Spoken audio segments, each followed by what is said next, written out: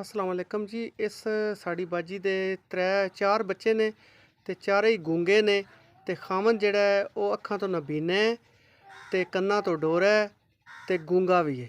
सुन ही नहीं सकते तेरा मेरा करके जी ये वक्त पास कर रहे ने ते इंतहाई मुश्किल दा वक्त है। ये कल्ली बाजी काम करदी है ते सारे खांदे ने ते बहुत माड़े हालात ने ते हकीकत विच हकदार ने ते बाजी बंदे दा काम करके ते रोटी छोटी लै आउंदी ते इन्हां गूंगियां ने खवांदी ते हकदार ने जी।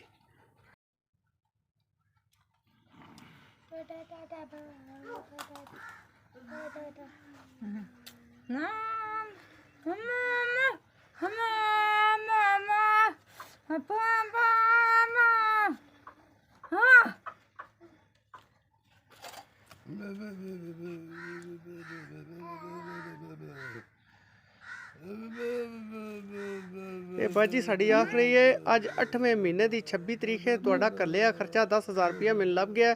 अल्लाह ताला तुहाडा नेकी का सिलसिला जारी रहे। अल्लाह ताला तुहाडे कारोबार च बरकत पाए, उम्र च बरकत पाए, सेहत च बरकत पाए। अल्लाह दी ज़ात तुहानूं किसी कमीने का मोहताज ना करे।